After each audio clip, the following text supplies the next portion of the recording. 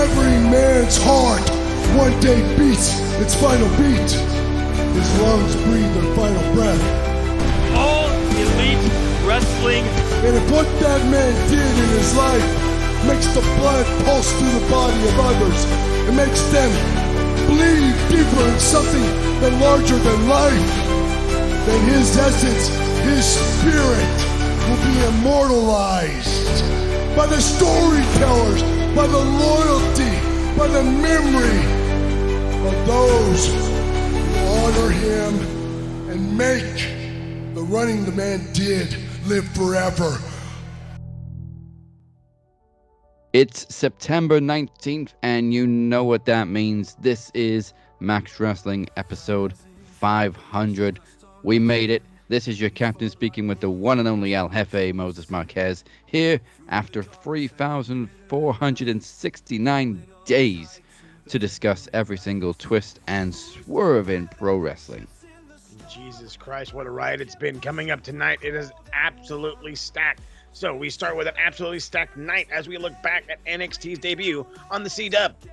We celebrate 500 episodes of Max Wrestling, and boy almighty, is it going to be fun to go through them all. But here's all the action we can get into. You do not want to miss a single bit of it. Can Beer finally win the big one? He squares off against the very man who spent an entire year secretly tormenting him, his own best friend. Some call him the bastard, we call him the captain, and it goes down for the Max Wrestling World Championship.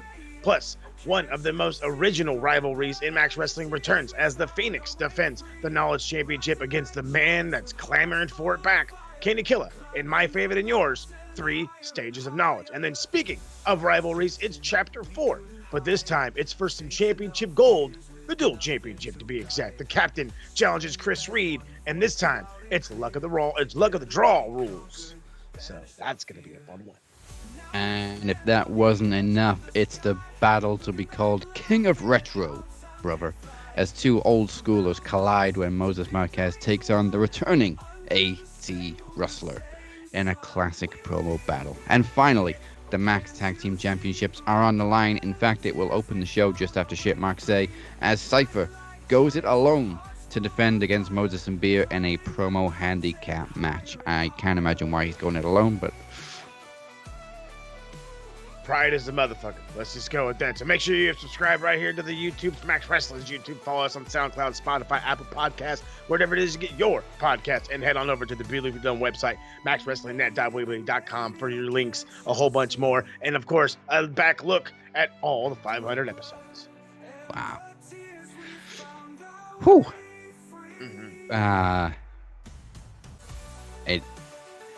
I've been putting these tribute videos together and so much change over the last 500 episodes. It's crazy. But just before we get into any action, let's delve into the fun stuff, because some people think a Spanish fly is an insect from Madrid. And as such, this is shit Mark say. Go Pochettino. Oh, God. I'm gonna tweet me and my friend Mark, we're gonna stop watching. You're a whiny bitch. So, obviously, Smackdown debuted with a, first of all, lovely new logo. Yes. Very clean. Very, very clean. And then, unfortunately, a shitty new theme song. Can't have it. We can't have it all. Unfortunately, the days of, I was going to say Marilyn Manson, but he's kind of canceled right now. Very canceled right now. Very canceled. The days of Green Day are long gone. That was a good SmackDown theme. But The Beautiful People was the GOAT, but we can't really talk about Marilyn Manson anymore. However, Megan Thee Stallion is the new theme song artiste with one of the guys from a K-pop band. Yeah, exactly. Sorry, fucking no. Megan So Thee Stallion, sure. Korean bands. The only thing I know about Korean is that thing right there. That guy. Naturally, a lot of people hate it, but there is a small group that like it. I mean, if you listen to that ear trash, that's obviously you're gonna like it. But somebody whose name is Lovely. Hey. I don't like trashing girls. On shit, Mark say we don't usually trash girls. We appreciate female wrestling fans, Hey. but this is about music, so you're screwed. She says, y'all will be okay. The Weeknd and Flo Rida had y'all in a full Nelson for a decade. Now a sister has her turn, and y'all crying like bitches. Shut up. Aw. We hated The Weeknd and Flo Rida too. That I was just gonna say, I was like, you do understand that we weren't like, and it's not that, and I'm gonna say it like this. It's not because I may not. I mean, I don't know about you. I don't mind hip hop. It's not my number one. I'm not going straight to hip hop for everything I listen to, but at the same time, they brought in Flo Rida when that guy was literally featured on almost every goddamn song in the fucking world, and it was like, really, this is who we got to listen to? The same voice that I can't get out of my head. Yeah. And then who was the other one that they brought up? The Weeknd I don't actually mind, but 3 years in a row was a little overkill. I was just gonna say, how many years in a row did we get the Weeknd? I think all 3 songs were on the same album too. Exactly. So, like, if it was like an NXT and then like a W, cool, whatever. Hey, for sure, share it with the brands or whatever. But you did, I think it was 3 straight. Was it SummerSlams? Manias. That's right, with the Weeknd. And it's like, dude, pump the brakes. It's, I mean, But you're trying to take the biggest stars out there and over portray them. Like, hell, fucking Jelly Roll, for crying out loud, did a fucking live concert at the beginning of WrestleMania this year. So, I mean, and a cool you're trying to get to the mainstream, and I get it, and I'm not so much harping on this lady's gonna have an opinion, and that's now granted, if this was a dude, I'd probably tell him some dumb shit, but in reality, you're gonna have your opinion when it comes down to music. You're gonna, to each their own when it comes to music. But it's like they didn't have us in a chokehold, as you say, or a full Nelson, as you put it. Because again, I hated Flo Rida. I know a lot of people watching hated Flo Rida, and again, they're hip hop fans. Yeah. I know a lot of people didn't hate the Weeknd. They were just like, really, the 3rd year in a row, we're gonna continue to do this again. Yeah.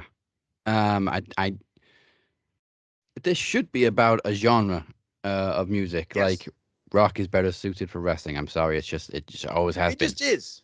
But this quickly turned into about race. Oh no. So Marv's replied it was lame using their music too, which we just said. Lovely replied, too much color, huh? I know. No. Like, what? It had not, first off, let's keep it funky here for a second. I'm pretty sure the Weeknd and Flo Rida are light skinned. So I know I'm making a dumb joke here. Teddy P's laughing his ass off right now. But nobody brought up race. Nobody said a damn thing about color. Nobody said nothing. No. It's just, as you said perfectly, certain genres fit certain things better. Like, and I mean this in the nicest way possible.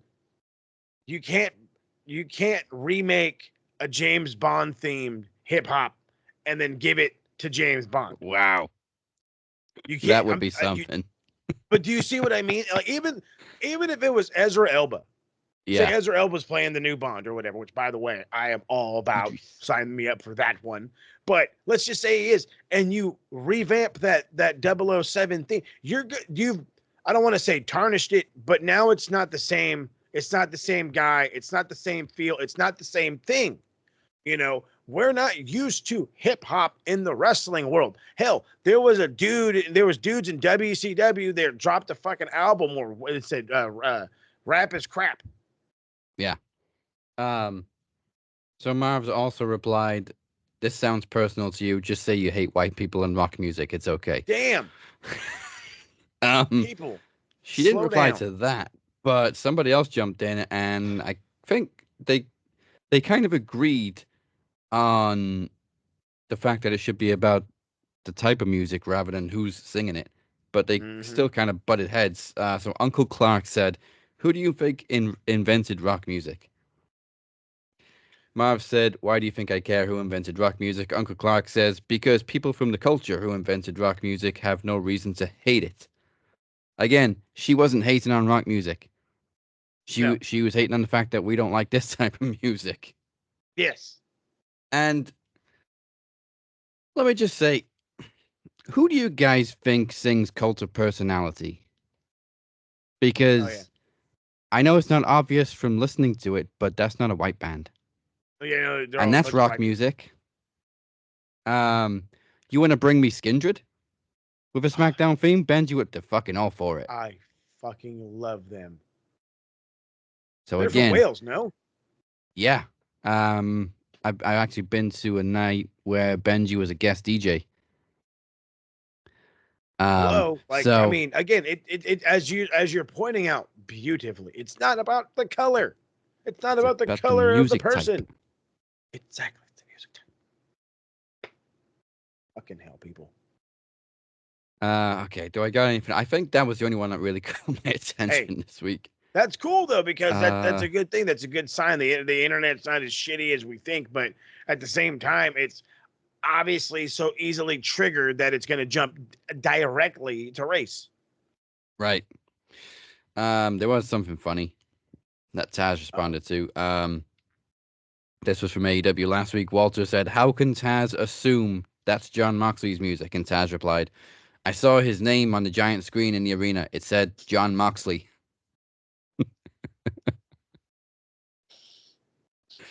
Like, I understood what Taz meant. Moxley's got new music. I wouldn't recognize it off the top of my head. It's an asshole. Taz is like, well, I looked at the fucking big screen, you fuck. It's like, yeah, we can't see that because they're not pointing at the screen, asshole. Like, you could easily go back and forth, but it's like, really, dude? We're not sitting at a desk where the screen's right dead in front of us. Oh, hey, it's John. Oh, I knew there was one more. This one went kind of viral on all the Facebook groups that I'm in. I've seen it reposted multiple times. Garrett Winbury posted in his group, and then it's been shared to a couple of other groups. We need one final match from Triple H. No, we don't, because he would literally die. Why? If you give me a good enough reason why, I'll still tell you no, but I'd like to hear a good enough reason why. She don't got one. In fantasy world, I would love to see one last Triple H match, but realistically, he would die. The man's got a defib in his chest. Thank you. But in Fantasyland, book Taker and fucking Sting. In Fantasyland, book Ric Flair versus Kenny Omega. In fucking Fantasyland, in Fantasyland. That's the point here. In fucking Fantasyland. Sean doesn't need to come back. Don't ever fucking bring that shit up. He's already embarrassed of his comeback. Right. Triple H, as you pointed out beautifully, has a fucking defibrillator in his chest. Has no reason to come back for nothing. The man didn't choose to retire. His body made him retire. His heart made him retire. These motherfuckers are going to say, well, we should get Jim Duggan back. That close to death. That's why he retired. I don't understand why Ric Flair doesn't have a full-time run anymore. Like, that's the vibes these fucking people are giving me with shit like this. You know what I mean? You know, why isn't Ricky the Dragon Steamboat world champion right now? Why doesn't Mick Foley get thrown up to cell again? You see what I mean? Because he's like 50. He's older than that, and he's already got one busted hip. He's older than he's like in his 60s. Oh shit, Mick, you look good for your age. Yeah, he does. He 1965. I don't want to do math. How old is he? He's 59. Okay, he's on the verge of 60. He's about to be 60. But still, he's right there. Yeah. I'm gonna quickly move on because that's enough shit fuckery from Marks this week. I think it is time to get into some tag team action, or should I say handicap, because Beer and Mo challenged the Carolina Reaperz to a tag title rematch, but unfortunately, after I sent Travis a little batshit, Cypher's got to go it alone. I didn't say you could come on the whole fucking show. Surprise! I thought you were gonna like send the promo in, Mo. Like, was I gonna miss out with my partner? You have to do this proper. You got to do it proper, good and proper. You understand? Good and proper. All right. Well, I mean, it's a good thing you're at home because I will see you later on. But All right, then let's get into this tag team title match. I honestly don't know who I want to win because you got Beer on one team and we got Trav on the other. You're disrespecting my tag partner now. Hey. He's more just pointing out the people he don't like, which is fine. That's fine. Oh, That's no, I fine. like That's your tag partner. But I got issues with you, and I got issues with Corey's partner, and Corey's probably got issues with me because of it. So, hey. All right, this is a handicap tag team promo battle, which means I don't know how the winner is going to be decided. Is Corey going to have to cut longer than both of you combined? I don't know how the rules are going to work, but let's get to the promos and we'll figure it out. So, challengers first. Who would like to go first out of you two? I got this. All right, here we go. I'll get it started. So the funniest part about this whole thing is we go out of our way to get these Carolina Reaper folk to want to come into a thing. One guy's got his head bashed in, the other one's got pride so thick he must be a Spurs fan. Which, hey, at least I can relate to that one. But the reality of the matter is, though, is it's 2-on-1 against probably the greatest tag team this company has ever seen, whether it be in promo and knowledge and swimming and athletics and standing on our head. We're the greatest thing that's ever happened. We're greater than sliced and toasted bread with some strawberry jam on it. You understand? Tell him, Beer. As you know, that we are former tag team champions, and we are the fastest rising tag team on this brand. Corey, Cypher, got all the respect for you two. I'm very sorry. You two are going down. Corey, I know you're on your own, but you're going down. El Jefe and Beer. Game over. All right, then. Well, if we are going by length, I don't think Cypher's going to have a problem matching that length by himself. We know Corey can talk, so let's bring in one half of the Max Tag Team Champions, former world champion, the rising star of 2023, the one we call Cypher.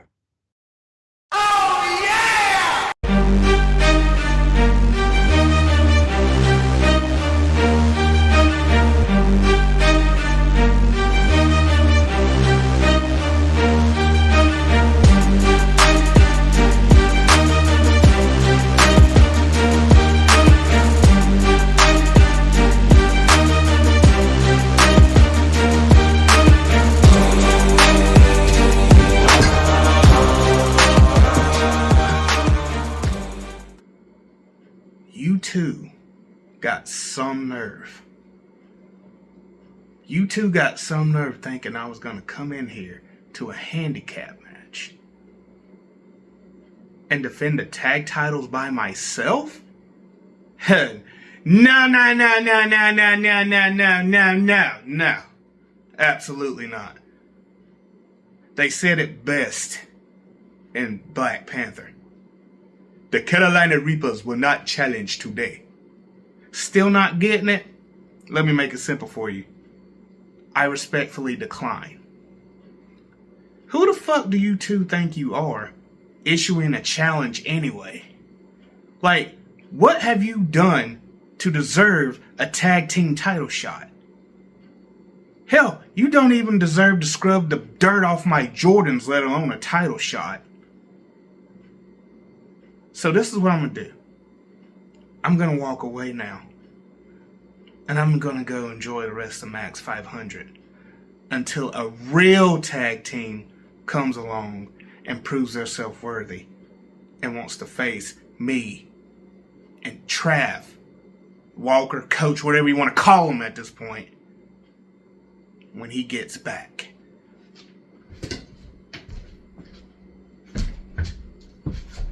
Bitch.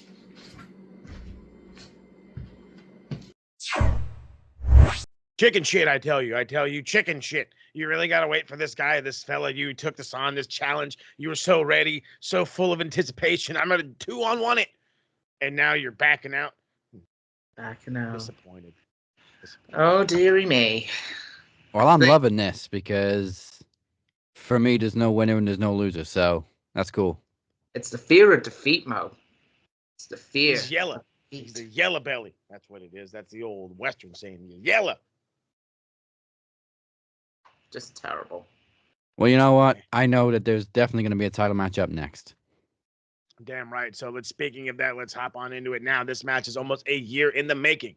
Chris Reid at one point challenged the captain not once but twice last year for the television champion and unfortunately failed both attempts. He finally beat the captain earlier this year in a promo exhibition. But this time, it's the captain doing the chasing. And boy, his feet are tired. And it's the Mercenaries title that is on the line. And it's time for the luck of the draw rules match for the Duel Championship. So, you got some cards ready? Let's go. Okay. Now, I've definitely got to make sure that this is drawn fairly because obviously one of the promos is mine. So, I'm going to try and keep the cards on camera at all times. So, we got 3, 4, 5, 6, 7, 8, and 9. Sir. So, whichever promo is closest to the card drawn is the winner. Not looking. All right, let's go. The promo will be the winning promo closest to. Ooh, 5 minutes. Nice. How do we Nice know? round number. Showing us the ass, dumbass. That's a Yeah, 5. 5 in the corner. Right there. Just can't read. 5. Okay, the winning promo is the closest to Superman. Let's go. All right. Good job, not against Phoenix. Can you hear me now? It's already over.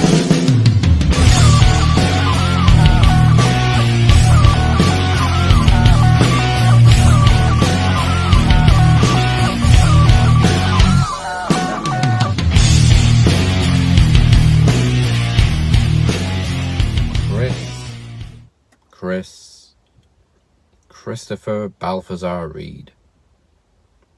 My, how the tables have turned. Seems like only yesterday that you were the one chasing me. Relentlessly. And I thought it was all about the television championship. But clearly it wasn't. Because the last time we met, when you finally beat me, it wasn't even for a championship. Let's go back to our history and maybe, Chris, this will explain why I called you out for your dual championship. We first squared off almost a year ago, last Halloween. You called me out to defend my television championship, and you didn't get the job done. I gave you another shot. Christmas Clash, and you still didn't get the job done. Now I saw a pattern developing. Maybe you'd ask me to be your Valentine, but it didn't come. Instead, you called me out to a match on a date that you didn't even know was significant to me, March 28th. But by then it was too late anyway. I'd already lost the TV title to Travis. There was nothing on the line for me. But there was something on the line for you. You see, Chris, I've heard you boast about how you finally beat me. But the thing is, you finally beat me when it meant nothing to me. I'd have been more impressed if you'd have beat me for the TV title. But you didn't. You beat me only when you had something to gain. And that was a straight pass into the King of the Mic semifinals. Now don't worry, just because there was nothing in it for me, that doesn't mean I lay down for you. You still beat me fair and square. But for what? Because I wouldn't have gained a damn thing if I'd have beat you again. But you got your free pass. And not only did you go to the semifinals, but you jumped through all those hoops with Beer and Phoenix and Charisma. And you did it. You won the King of the Mic. And you became the first ever dual champion. Bravo. But, again, it all comes back to me. I am an asterisk to your biggest achievement in Max Wrestling. Because if it wasn't for me, you may not be dual champion right now. If it wasn't for me, you might not be king of the mic right now. If it wasn't for me, you wouldn't have gotten that free pass. You owe it all to me. You owe me. So, this is me cashing in on your debts. Now, I know you've been following my story with beer, and you've probably heard me say that I have lost every single match that I've had in 2024. I didn't even win the world championship that I have right now. I took it. Just like I'm going to take your dual championship. But unlike Teddy, who had the sense to just hand it over, I know you're going to fight for it. I've seen you fight for it. And I believe you can fight for it. But this time it's different between you and me, Chris. Now it's not a case of going longer than your opponent. This is all down to luck. Luck of the draw. Neither of us know what the time to beat will be until we have recorded our promos and the bell rings. So, if you beat me, or I beat you, it will all be down to fate. Which is ironic because fate keeps bringing us together, doesn't it, Chris? And fuck me, my luck has got to change. So you have the honor of being the first person that I beat in 2024. And after I take your dual championship, I'm going to go on and finish this milestone episode of Max Wrestling by burying my best friend, putting him in his place, and remaining your reigning, defending, undisputed Max World Champion. And it's really ironic because I will then go on into the enhancement era next week after beating enhancement talent. Because you have both just lost a game. Oh, and Mr. Beer, just to add insult to injury, I have filmed this entire promo in front of Beer's parents' house, directly outside.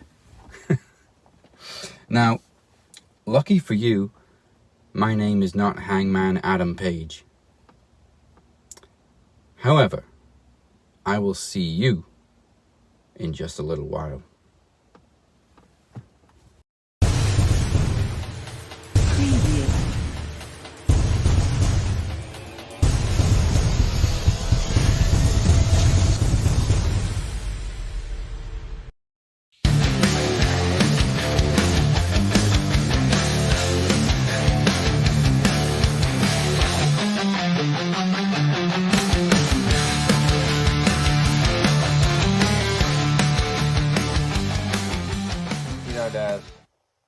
I think it's high time that we should probably give them a little bit of a history lesson. It all started 1 year ago. Chapter 1, The Captain versus the Mercenary.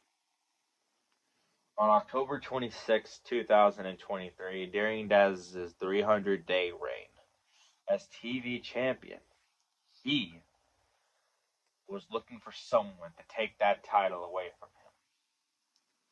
While I, meanwhile, was trying to make a name for myself here in Max Wrestling. And he knew how hungry I was to win it. So he picked me. He picked me as his opponent. And despite the fact that I put in a valid effort of winning that TV title, he won. He managed to retain the TV title during our first encounter. But believe it or not, that was just only the beginning of our Chapter 2. I challenged him to a rematch for the TV title at Christmas Clash. And just like our first encounter, I put in a valiant effort. But this time, he barely managed to still walk away with the TV title. Because in our last TV rules encounter, he managed to retain that championship by just only 57 seconds.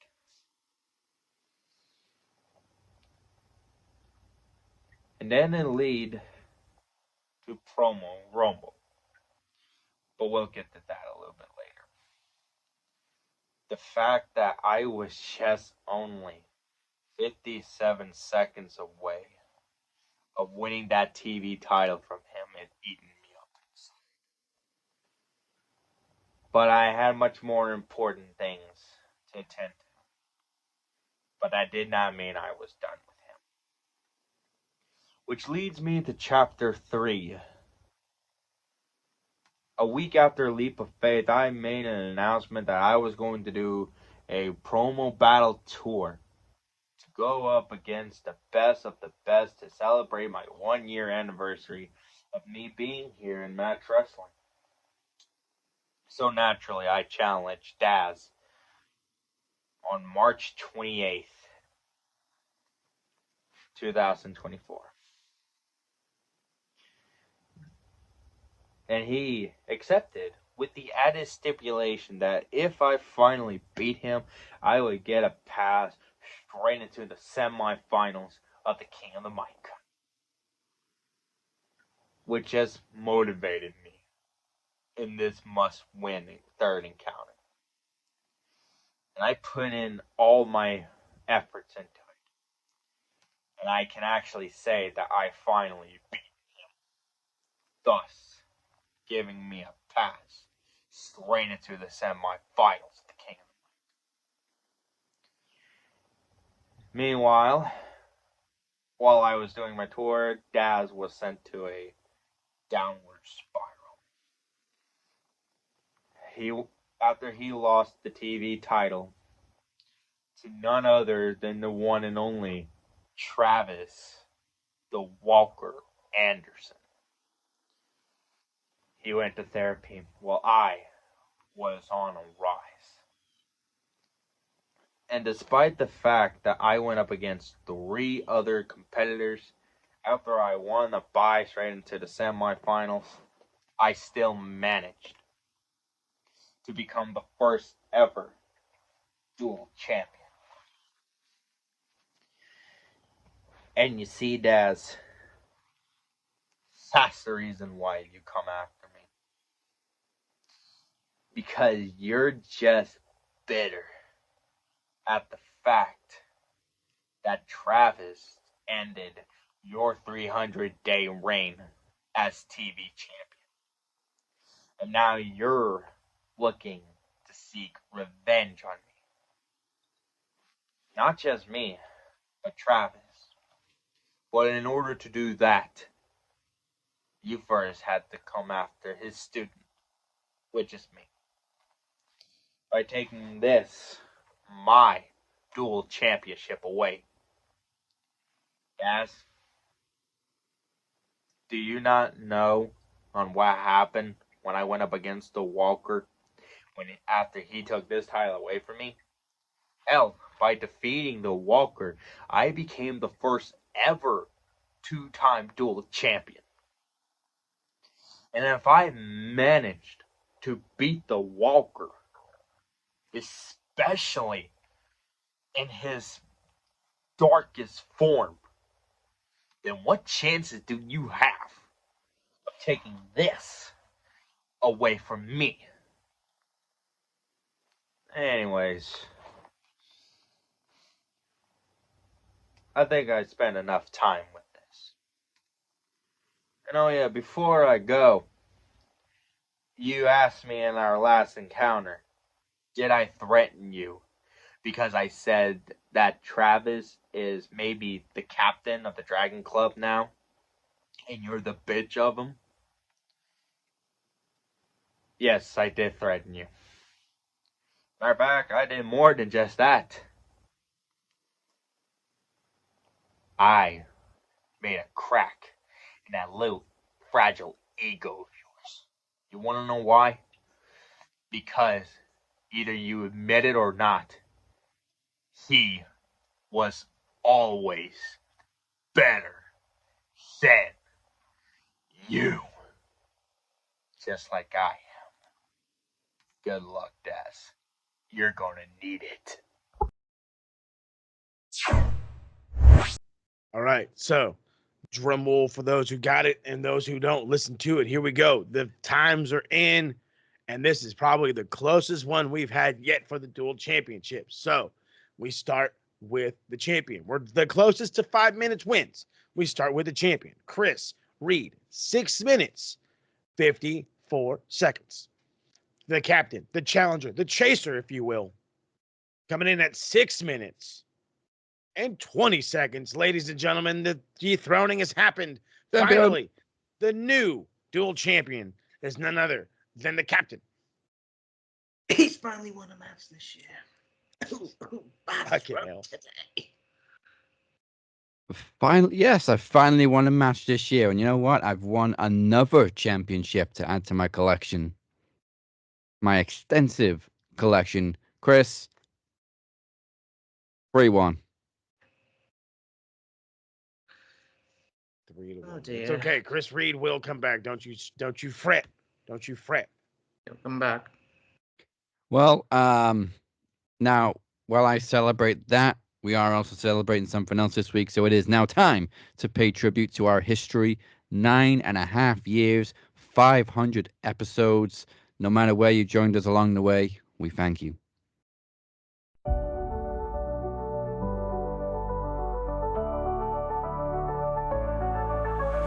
Rising from the ashes, dust on our skin, we fought like warriors, hearts full of sin.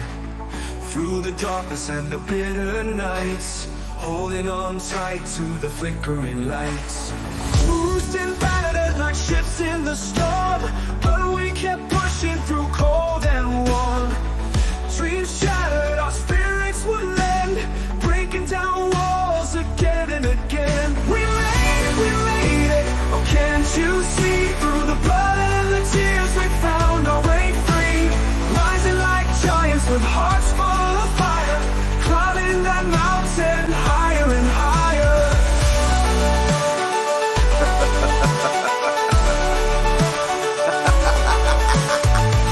We made it, oh can't you see? Through the blood and the tears we found our way free. Rising like giants with hearts full of fire, climbing that mountain higher and higher. Shadows chasing, we couldn't hide, facing our fears with nothing to guide. Stranding as one, voices loud and clear, together we conquered, banished our fear. Now we stand on the edge of the sky, looking back, laughing at how time did fly. From battles lost to victories won, under the same moon, the same sun. We made it, oh can't you see? Through the blood and the tears we found our way free.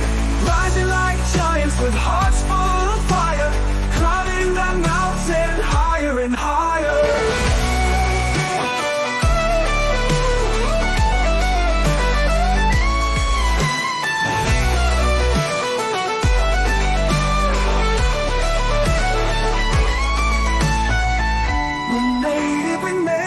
Can't you see? Through the blood and the tears we found our way free. And the Jay-Z song was on, and the Jay-Z song was on. So I put my hands up, they're playing my song, the butterflies fly away.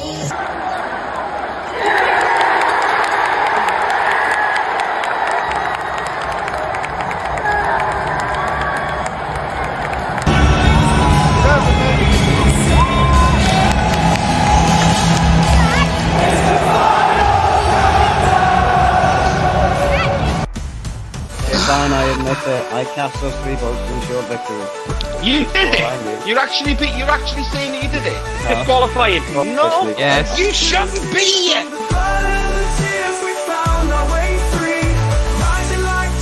With hearts full of fire, climbing that mountain higher and higher. We made it, oh can't you see? Through the blood and the tears we found our way free. Rising like giants with hearts full of fire, climbing that mountain higher and higher.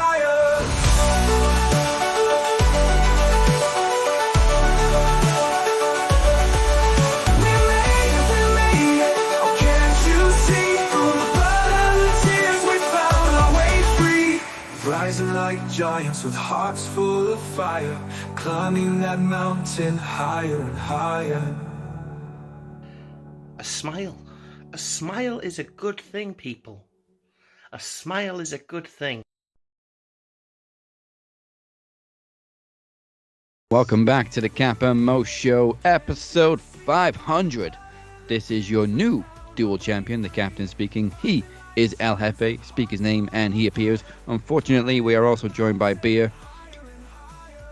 soon to not be still world champion. And make sure you are liking and subscribed on YouTube. Follow us everywhere, and for all the information that you need, go to maxwrestlingnet.weebly.com. Buy the merchandise. It is Max Wrestling Marketplace on T-Shirt Studio. Just hit the Google and you will get straight to it. Have a Google, ladies and gentlemen. Have a Google. Still to come tonight, Beer does get his shot at the World Championship, regardless of what this gentleman says, and his revenge against the captain. Plus, I square off against AT Wrestler in the Retro Promo Showdown. But first, we're going to do a little bit of recapping. We're going to do a little TNA, a little NXT. But first, let's get into the fun stuff. Some trivia. Kenny Killa challenges his old nemesis, the Phoenix, for the Knowledge Championship. Big up, Kenny Killa. Well, that was the original plan. Oh. However, the card is subject to change, and Kenny is unavailable, so the Phoenix will be defending his Knowledge Championship against another old rival, someone who is live in the studio today, and it's not Beer. Hey. Mainly because I don't want to give him a title shot, but also because he's banned from the Knowledge title. Self-banned, by the way. Not my decision. So it is 3 stages of knowledge. We will ask the questions to El Jefe, former Knowledge champion himself, Moses Marquez, and then we will see what the Phoenix scored pre-recorded. So, let's get to these questions. The first round is Missing Champion. Ooh, okay, here we go. Let's go, baby. So if you haven't played this round before, I will go through a sequence of former champions, and all you got to do is tell me who is missing from the sequence. Gotcha. First round, missing champion. The title in question is the WWE Women's Championship, the original Women's Championship, which was deactivated in 2010. The sequence is Stephanie McMahon, Helmsley, Lita, and China. Who is missing from the sequence?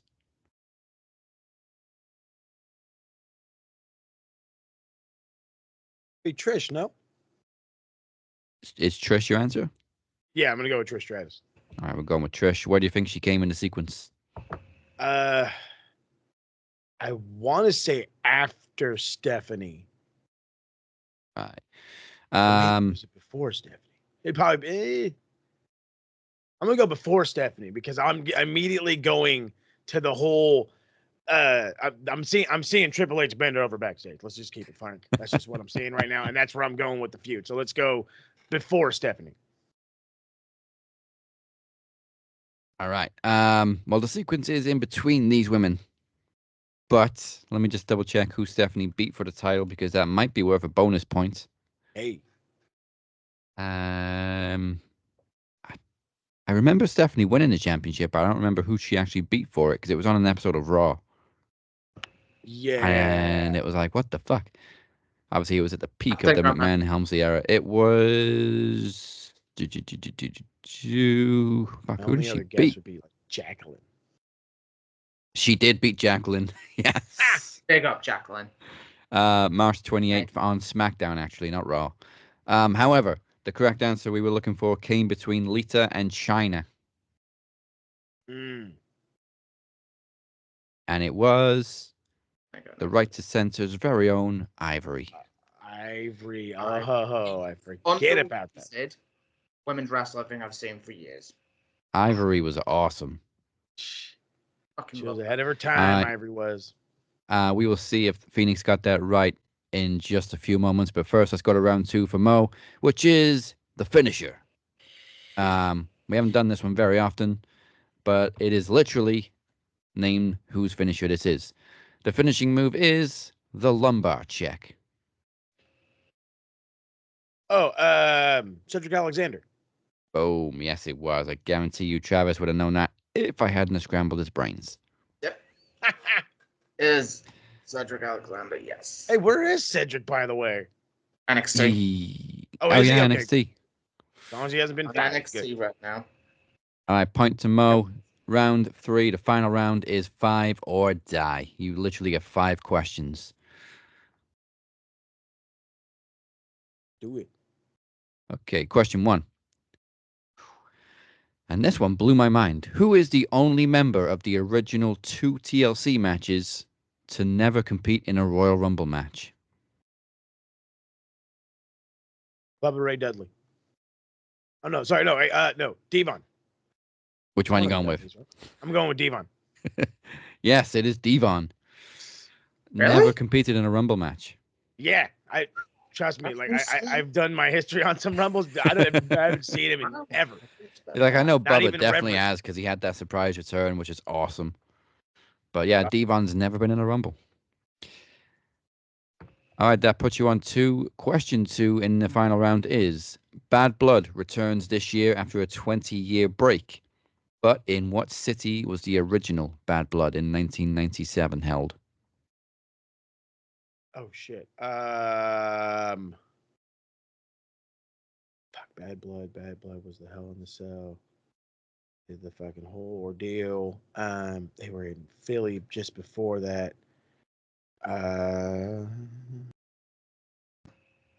Wasn't Survivor Series? No, Survivor Series. That was the one that was in Philly.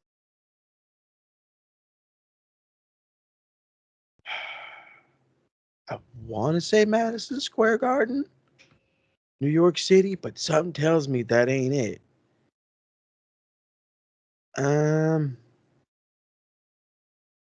Fuck it. Let's go with Madison Square Garden, New York City. I think SummerSlam was there that year. No, that was a year after. But it was not MSG. I was going to give you a clue. Think of NXT recently. Not Chicago. Not Chicago. It was in St. Louis. St. Louis. Oh, St. Louis. Okay. Got it. All right, still on to question 3. And this is an obscure one. Hey. Who wrestled Shawn Michaels to a double countout at SummerSlam 1992 in Wembley? Wembley. Shawn Michaels. Original Wembley. In 92 for a double countout. It is not an obvious name unless you watched wrestling in the early 90s.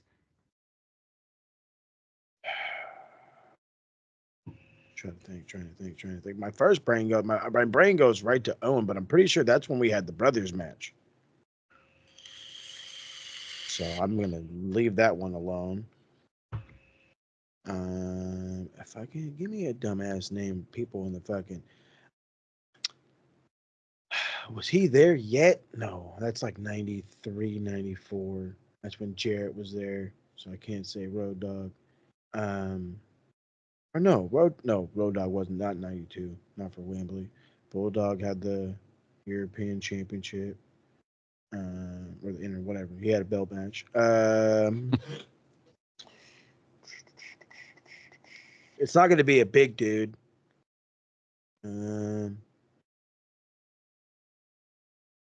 Fuck it, 1, 2, 3 Kid.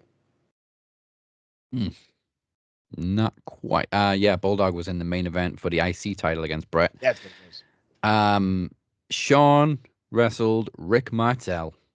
Oh, Rick Martel. I should have thought of fucking dumbass guys like that.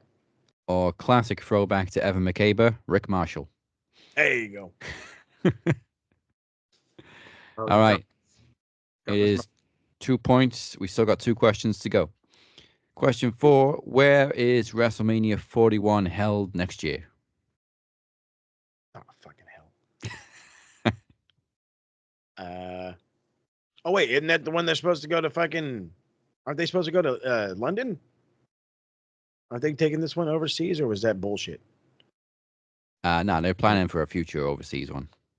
They have announced the city for Mania 41. It ain't LA, that's for sure. They just did Houston? No, where were we just at? It wasn't Houston. It was 40 was in Philly. Philly. That's where. Okay, that's right. Yeah, because the Kelsey. Ugh. Where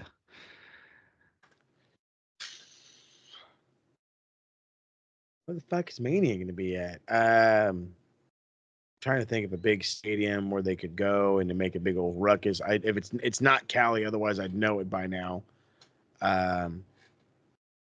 No, but you can think palm trees.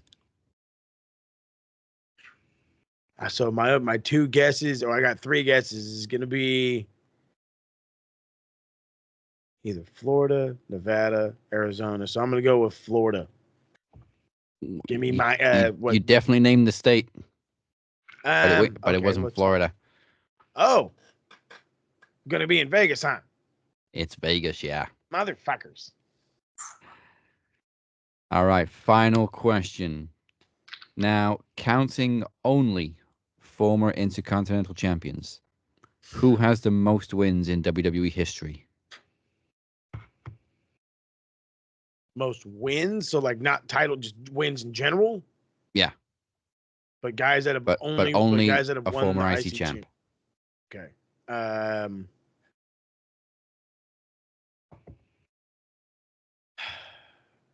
If I were just blurting out my face, I'd immediately go with Shawn. But I don't think Shawn's the right answer. Brett's a good one.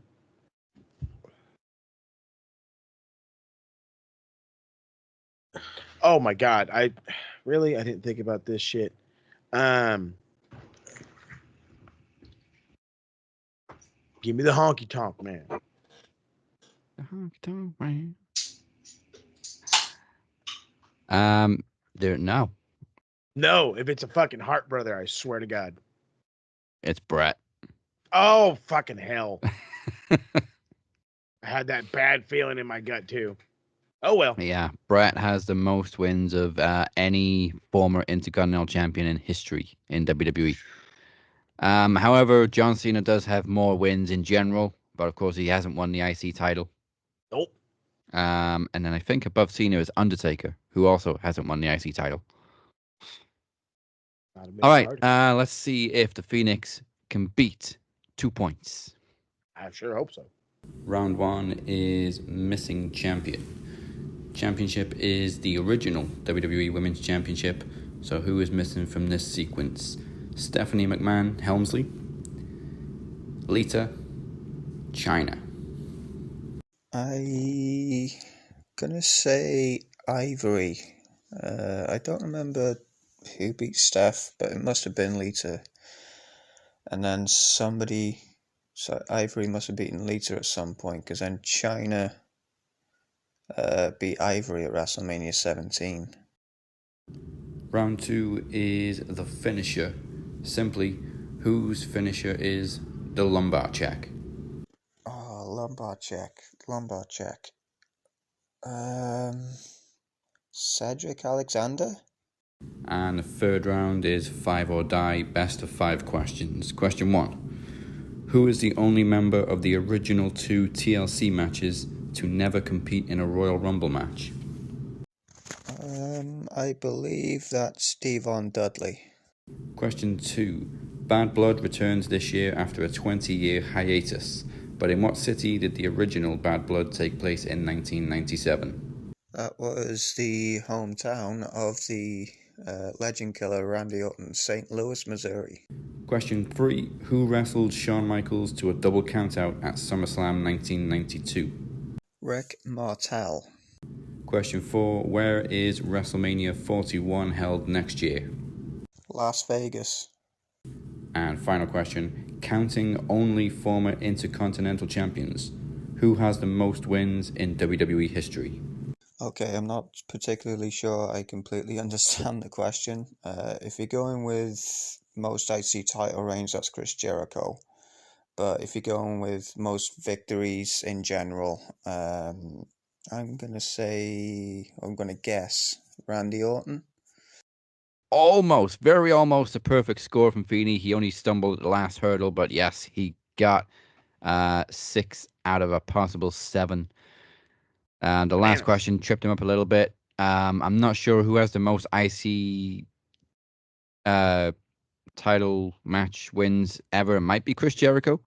But yeah, Randy Orton was not the right answer either. So that one was wrong, but he is still the Knowledge Champion with a score of 7. Congratulations to Feeney. That's one member of Dragon Club to hold on to a title today. Good for you, I think. Until I'm reinstated to have that title shot again. I'm sure Feeney will still be Knowledge Champion by then. Oh. The guy, Feeney's the new Mike Larkin. He really is. Hey, it's Mike Larkin. First and foremost, congratulations on 500 episodes of Max Wrestling. I've had the privilege of being on over 200 plus weekly, from my Mikey Tyson impressions, from my love of Rachel Riley, for my shut the fuck up, and so many different sound bites that have been used on this show. My contributions from interviews to so many things, and being a part of what this podcast is, and not just a podcast, a community of people that just love to discuss, analyze, dissect, and decipher professional wrestling and entertain in any way possible from a promo and trivia standpoint. And we couldn't do it without you, Dazzy Lee. Dude, you and I have been friends for over 8 years now, and you gave me that opportunity in 2016, 2017. I am so grateful for it. I love working with you. I love working with each and everybody that I've worked with. I have had some of the funnest times ever on this show, and it's such a pleasure and a privilege not only to be a part of this great brand, but just to see it just continue to grow, strive, and thrive. Here's to 500 more episodes, to Max Wrestling 1,000, 2,000, 3,000, 4,000, 5,000. Let's keep going, because that's the only way that we can keep growing and keep prospering. Is just never stop and just continue to put your nose to the grindstone. You bring the best out of each and every one of us. So congratulations on 500 episodes. Thank you for all that you do. And I will see each and every one of you soon. The TV title. You know, the television championship has always held a certain standard here on Max. The television championship has always held a certain prestige here on Max. And you know what? We can go as far as to say that the television championship here is on the same pedestal as the Intercontinental Championship is on WWE. However, this is Max 500. And as I sit here, your Max Wrestling Television Champion, I'm forced to ask myself, how can I enhance this prestigious title? Because remember, we are in the enhanced era now. I am proud to announce a whole brand new tournament that would not only certainly enhance my championship, but enhance all of you as well. And I call it the Golden Gauntlet. That's right, you heard me right, the Golden Gauntlet. Starting at Max 501 all the way through promo series, we will have a series of matches every week, starting with 2 competitors at 501.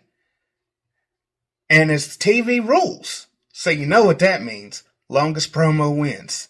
And whoever the winner is of that week, I'm excited announcing this, will advance to the following week to face another opponent of who you will not even know until the week gets here.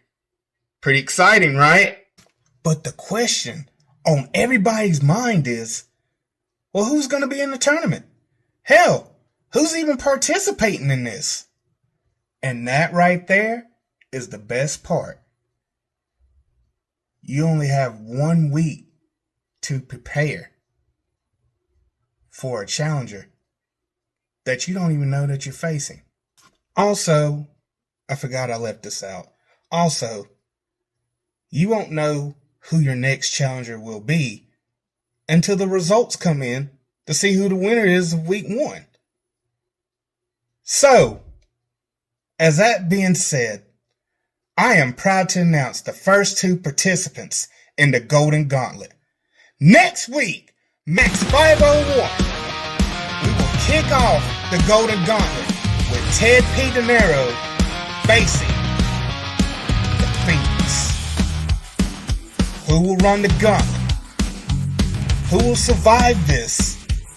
But the most important question is, who will face me at the end of the tournament? I want to wish all of you good luck. And hopefully, you'll enhance your chances and take it to the next level. This is what you're fighting for. So either step up or get out of the way. And that is coming from your Max Wrestling Television Champion, Cypher. Good luck, competitors. Impact in 3, 2, 1.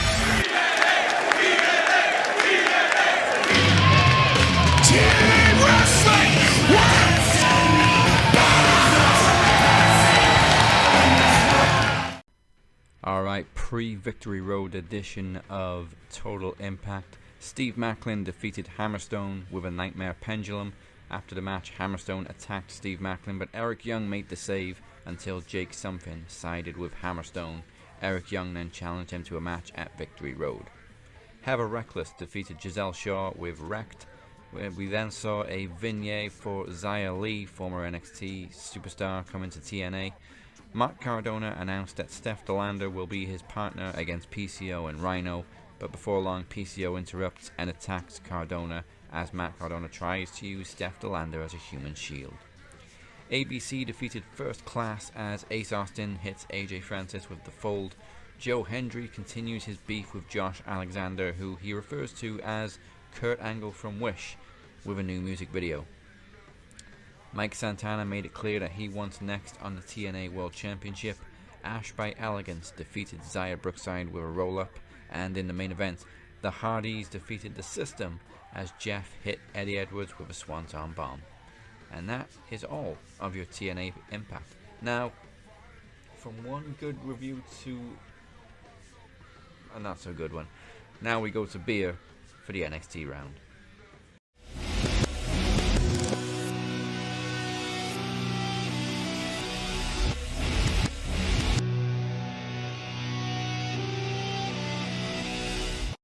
What's good, people? This is Beer. This is your NXT review for the 17th of September 2024. So we kick off NXT with Ava introducing Trick Williams and Ethan Page. But beforehand, we had a special announcement that there is going to be an appearance from Sexy Red on the 8th of October edition, and Randy Orton will also be wrestling.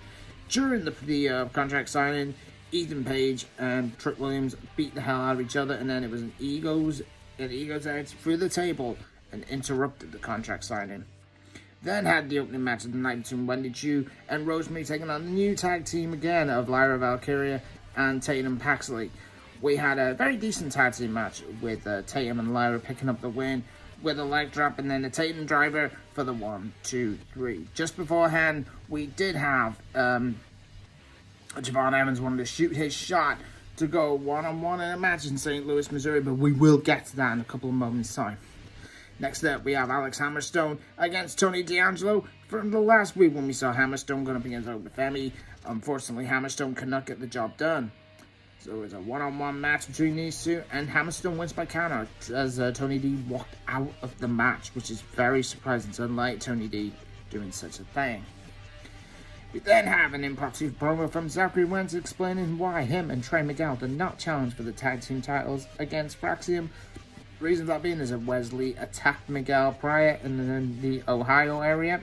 And then we will have confirmation of the street fight between Wesley and Zachary Wentz in Chicago on the CW network.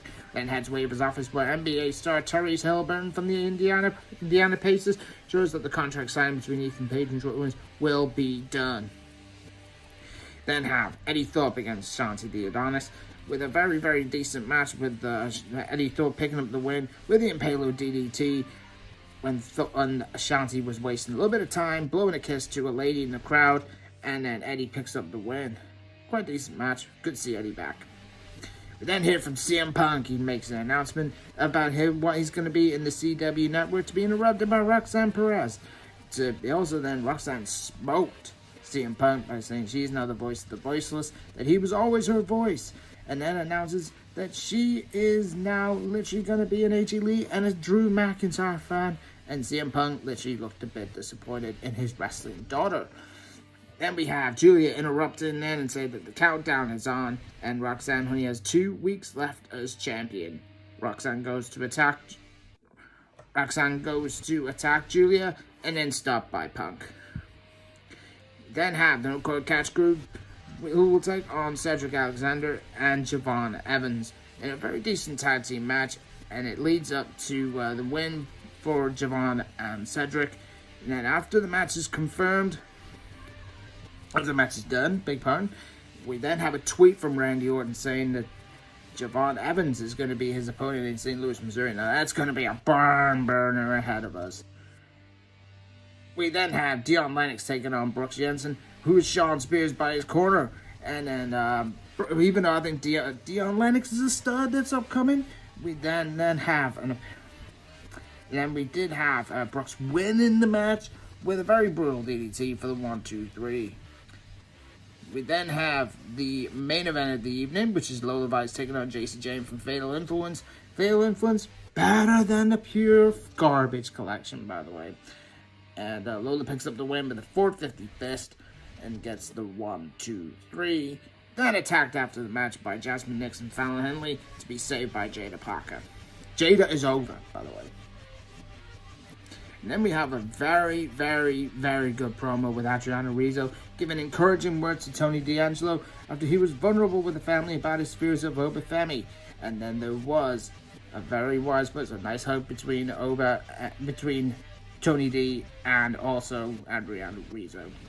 Then we have, to close the show, we have Tyrese Halliburton with Ethan Page and Trent Williams put pen to paper on the contract for the championship match on the CW network in Chicago.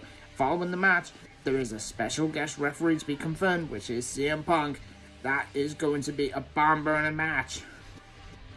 Very good show. I'd say a solid show. It's more story-driven going into the shows in Chicago, and now we're going to get the build-up finally for St. Louis. And then we also have, just beforehand, we have A-Town Down Under challenging Nathan Frazier and Axiom for St. Louis, which I'm a fan of. It's going to be a great tag team match. And then next week is going to be the Grayson Waller Effect featuring Fraxon. Now, the boys, I'm not doing Overcoming Dynamite just yet because they haven't seen it. Anyway, now I'm going to go whip some booty. And that's it. Captain, brother, the door is open. All right, we are, of course, skipping AEW this week because we got a lot to get through. Also because neither Mo and I have seen it. So we will both catch up with Dynamite by the end of the night. So don't worry about that one. But right now, it is time for some retro action. Good old-fashioned, old-school promos from the golden age of the 1980s, 1990s. VHS age. There it is. We have El Jefe, the king of retro, self-proclaimed, the host of Retro Rewind, El Jefe Moses Marquez, versus the man whose name is literally an 80s wrestler, A.T. Rustlar. Yes, if the penny has only just dropped, I don't blame you. I didn't get it right away either. All right, let's see how these two old schoolers clash. All right, well, I gotta fix my hair before we go live, okay? Oh, we're live. Oh. Ladies and gentlemen, welcome to Max 500. I am your hostess with the mostest, not as mean, but my name ain't Gene. So, what I do have for you, though, is a very, very, very, very special announcement from a very, very special wrestler. And by announcement, I mean it's promo time, ladies and gentlemen. It is retro promo time right here at Max 500. The gauntlet has been dropped. AT Wrestler has been called out by this man that's joining me right now, ladies and gentlemen, the Retro King, Moses Marquez.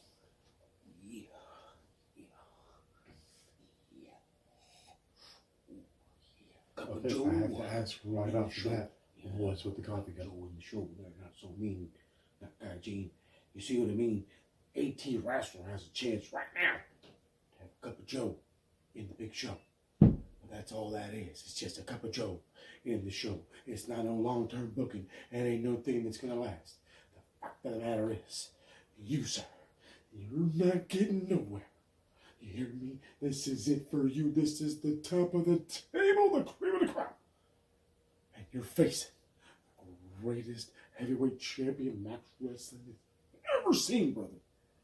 So from the sounds of it, seems like you're taking AT Wrestler as a threat. You are calling it a big-time event and a big-time moment. Is this truly you see, a big-time? You have to understand. Are you truly the big-time opponent for AT Wrestler? And all I see is a poser. I see a guy who's poured out, looks like wet cement wearing a leather jacket. All I see is a fake, a phony, and a guy looking for his 5 minutes of fame. Ooh, brother, he's not getting 5 minutes of fame. I don't know if we're allowed to say that. He goes against the greatest Max Wrestling television heavyweight champion of all time. Oh, not so dodgy. Oh, no.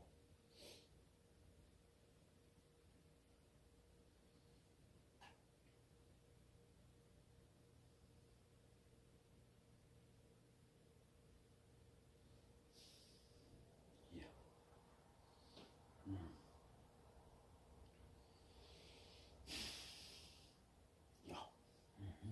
Okay, you got a lot off of your chest, and I think we've got one last question for you, and the question comes from the people. When can we see the Retro King make his return? Just like AT Wrestler saw he could see this butt whooping coming a mile away. But you didn't see it coming, did you, AT Wrestler? Just like the people won't see it coming the next time you see the Retro King. Yeah, brother, dig it. Is it a freak out indeed? Can you dig it? King Moses Marquez. Now let's kick it back to Dad. Wow. And let's see if AT Wrestler has a response to whatever that was. What the hell was that?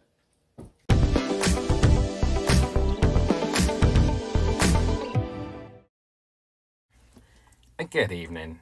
My name is Mean Gene's Moleskin, and I'd like to welcome you to Max Wrestling 500. Now, I know you might think that this voice is familiar, but trust me, it's not the same guy.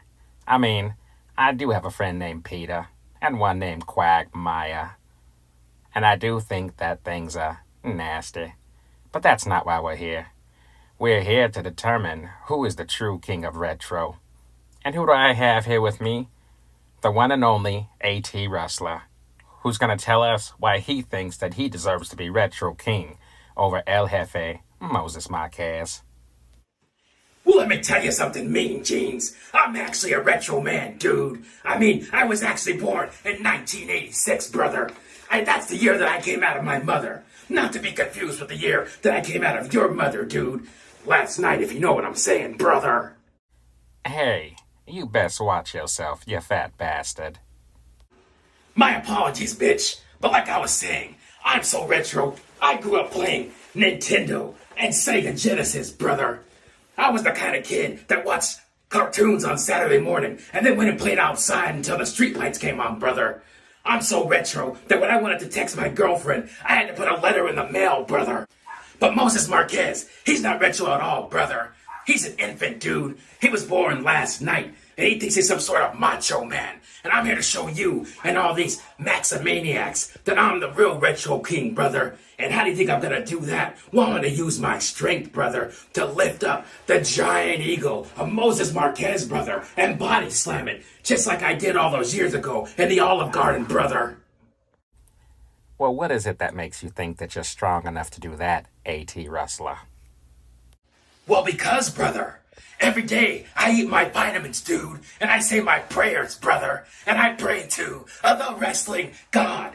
JBL be thy name, brother, and don't forget the fact that I always drink my glass of milk, brother. Milk. That sounds mighty tasty. But I gotta ask, do you only drink whole milk? Of course not, brother. A.T. Rustlar only drinks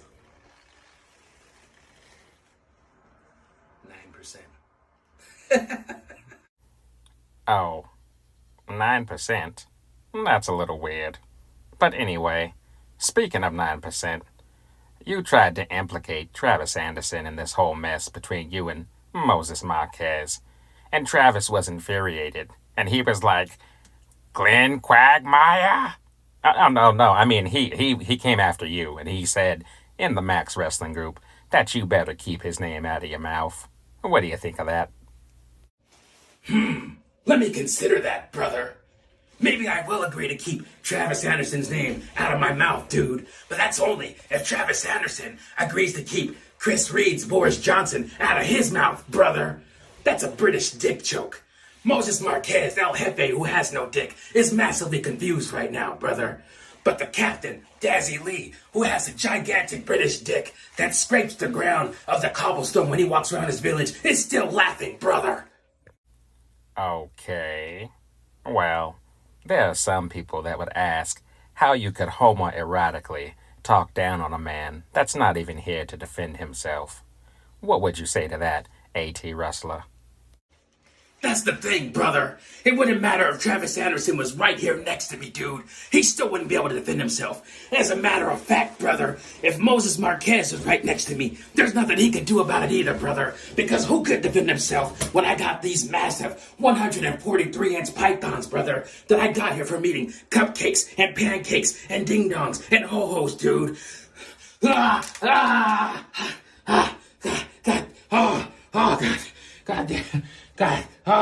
God damn. For the love of God, man, please calm down. We'd hate to see you hurt yourself. Oh, God, brother. Oh, okay. Let me tell you something, bitch. El Jefe, you may have beaten me the first time we did battle, dude. And a matter of fact, you may have gone on to co-host an amazing podcast that's wildly popular, brother. And you may be an admin for an incredible wrestling Facebook group. And you may be a great husband and a fantastic father, dude. And you may be a hard worker and a highly decorated Max Wrestling champion, brother. And you might be a first ballot Hall of Famer. But you know what I am? You know what I have, brother? I have great New York boobs, brother. So what you gonna do? Moses Marquez, El Jefe, what you gonna do when A.T. Rustlar, the true king of retro, goes retro with all the Maximaniacs on you? Oh,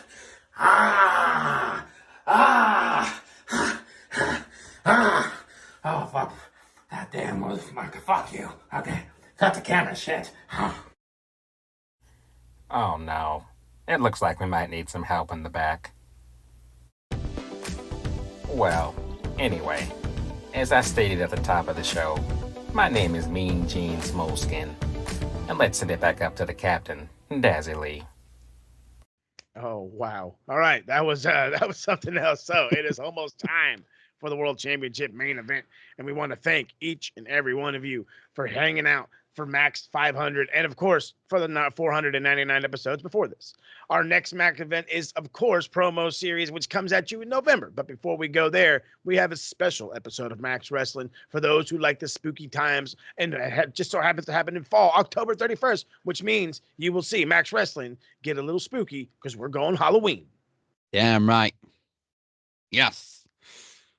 Halloween is finally on a Thursday. Hell yeah. Who knows what's going to happen? And as Moses said, promo series 9, Shoot to Kill, comes your way this November. If there's one thing I can tell you about promo series, it's that big things always seem to happen when you least expect it.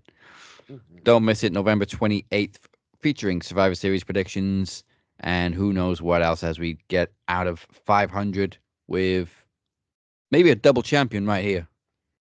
Maybe.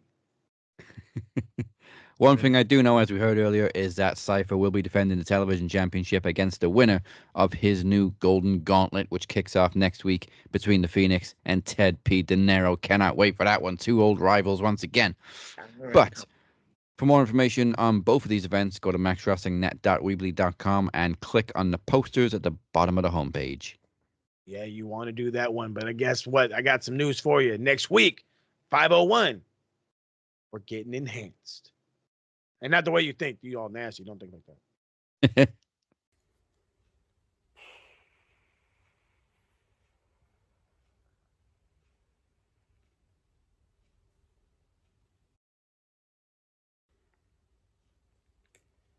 Enhance mode.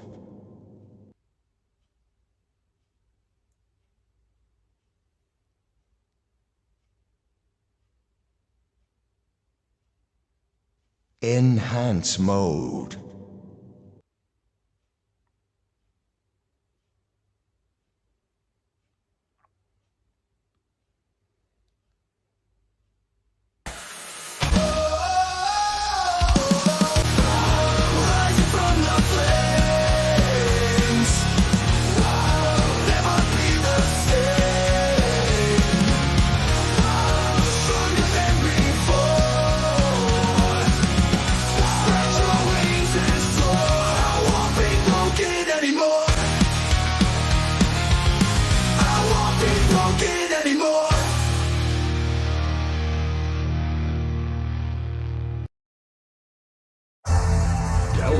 Bellend, you're a Bellend, mate. Look, Bellend 1, Bellend 2, big veiny Bellend over here. Oh my goodness. All right, we're jumping right into some bad people. The Bell End board. Here we go, rocking and rolling. Is there anybody that really deserves anything this week? Again, I didn't see Dynamite, so I can't call out anybody. Ringside News. Ringside News are always full of shit. That was apparently the leak with Mercedes is apparently false. Saraya put a tweet saying that do not believe anything with Ringside News. Yeah. Ringside News always love to make up stories to stir the shit. Well, yeah. It's them in Sports Kita. They're dying for internet fame. Dying. As I always call Felix Upton, who runs Ringside News, Felix Making Things Upton. Sounds perfect, by the way. Yeah. Perfect name. Dumbass. So yeah, all the points in the world to Ringside News. How many are we dishing out? Give it to him, Beer. Tell him. I'll go 10. 10 points to Ringside News. Can't think of anything else this week. Oh, whoever decided to give the Smackdown theme to Megan Thee Stallion, you fucking 50 points. I'm kind of with you. I don't See, mind this it, is but why yeah, I'm going to kick your ass. This is not if I kick yours first. Hey, I don't mind it, but yes, again, as we say, it does not fit the genre. Okay, maybe 50 is a little steep then. 10 points. Because I'm guessing it was Triple H's call, and I don't really hate Triple H, so. Nothing will ever beat the Beautiful People by Marilyn Manson. See, we said this, but unfortunately, you can't really talk about Marilyn Manson anymore. That sucks. And no, he didn't really have a rib removed so he can give himself a blowjob. But isn't it funny how we all heard that same rumor in high school before social media? My childhood is ruined. All right then. It's a nice easy week for the Bell End board. Let's go to the good side with some bruv points on the bruv board.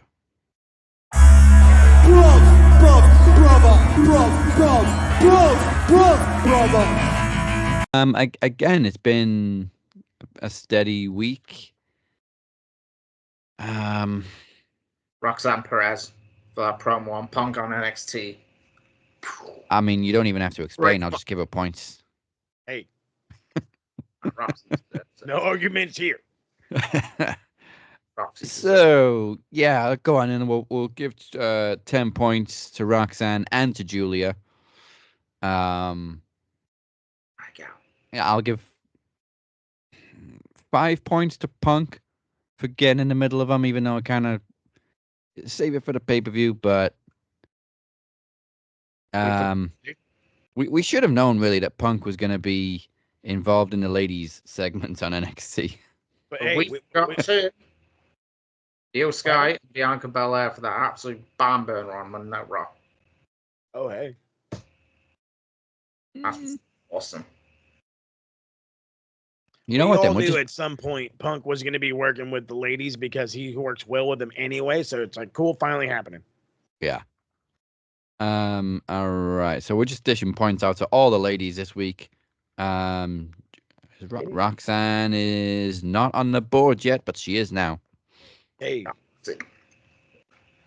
I don't think Io and Bianca are either. Nope, they're joining the board too. 10 points all around. 10 points all around. 10 points all around. Gotta love it. We need more matches like them two on Raw. Yeah, come on, Papa H, make it happen.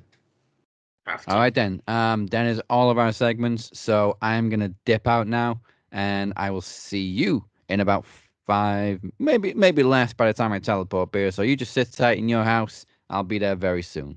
Thank you very much for joining us for episode 500. I gotta go kick his ass.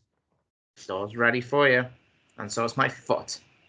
Oh my goodness. As these boys continue to build the anticipation, I want to thank you, and we want to thank you all for joining us for the episode 500. The Cap is gone to go get ready for his big title match against my man Beer here. It is the main event that you are all waiting for us. So again, thank you again for joining us for the 500 episodes. And really quickly, we'll jump into what's going down with the Click This, which was, again, we got to change the name of the segment. So what's going down is actually a whole lot. The Max Footy Pod is coming back strong, hot and heavy. There's a new intro, a new logo, a new guy ranting on the other side of the microphone. I'm not new. I'm just there. So it's going to be happening. I'm going to be, as I said last week with my man Beer, I'm going to try to get the rest of the crew jumped in. I know, man, you had a great game, 7-0 against a League One side. It doesn't matter who you beat, as long as you beat them and beat them well.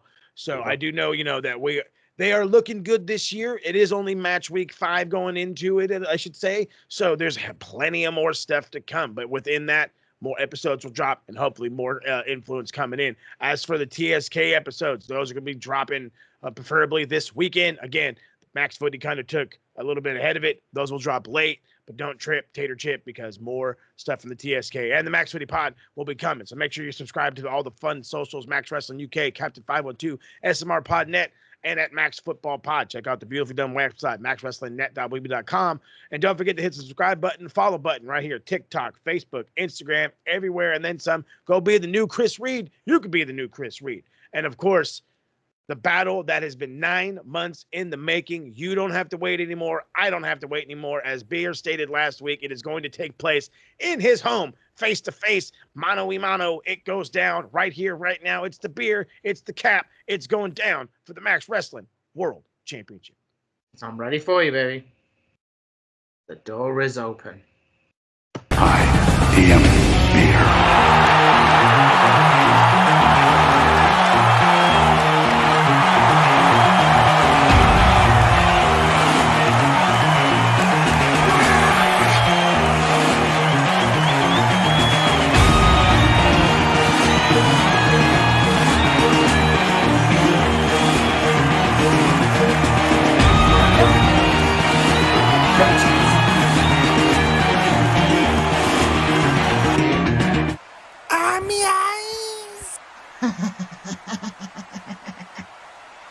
Can you hear me now?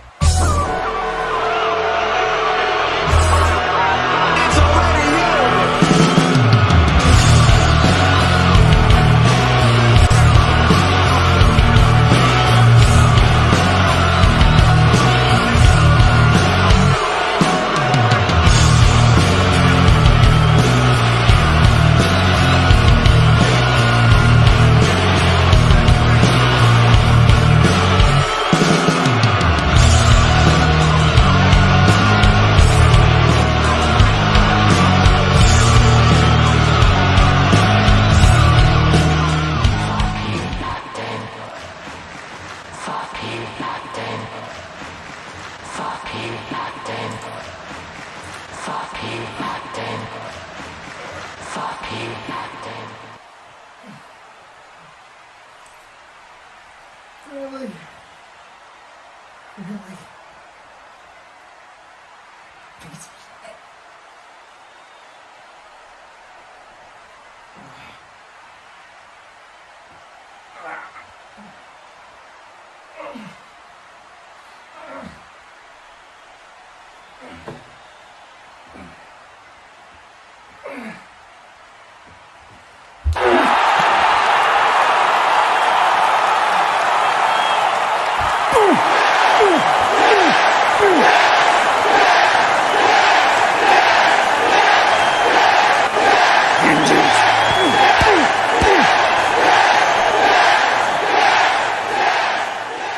I told you, Cap.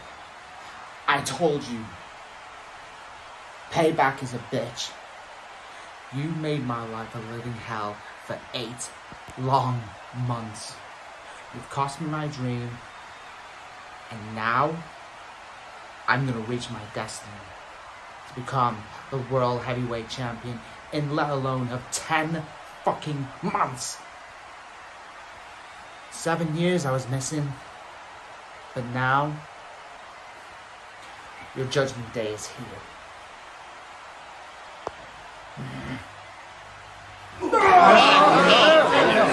Fuck it up.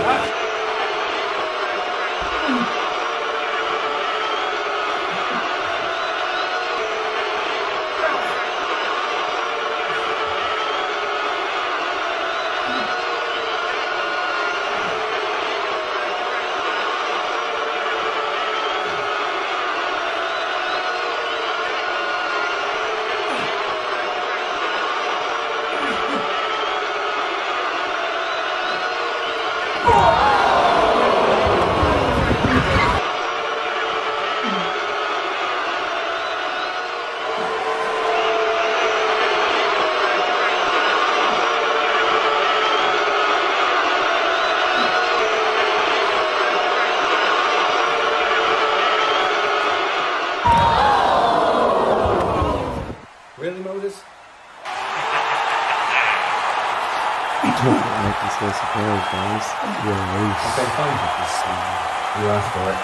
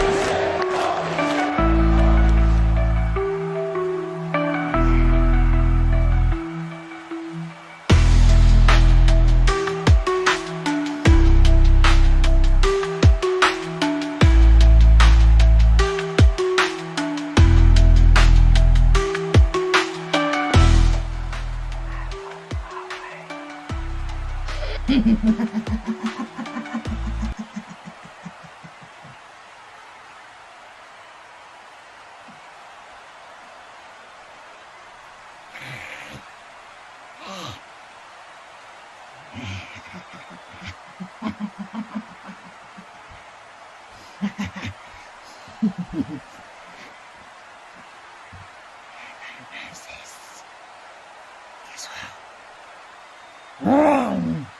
Do I have your attention now, Captain? Look into these eyes. You know the answer.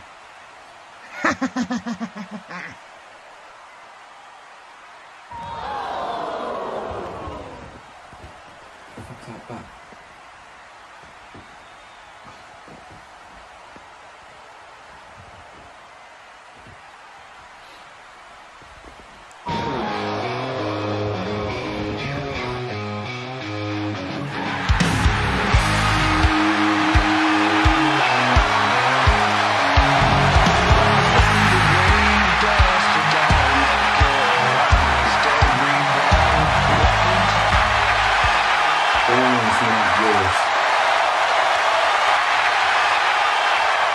Excuse me.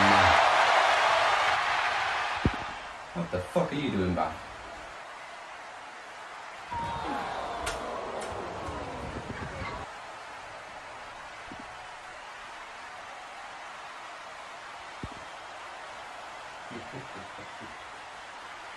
Driving cloud standing second.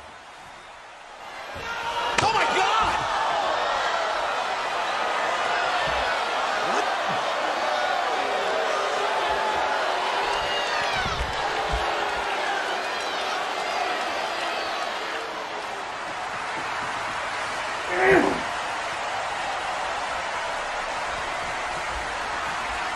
One, two.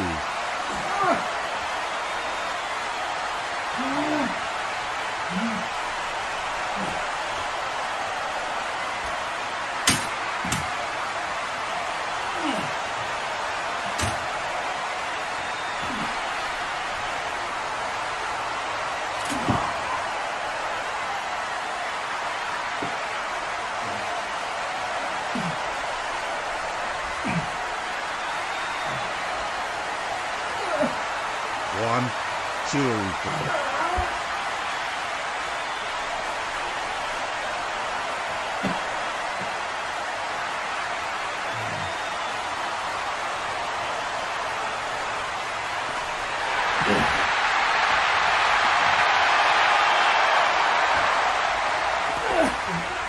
One, two.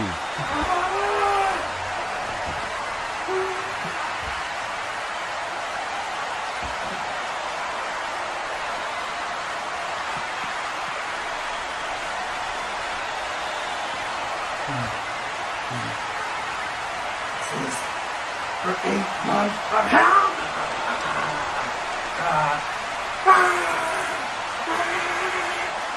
Stay now!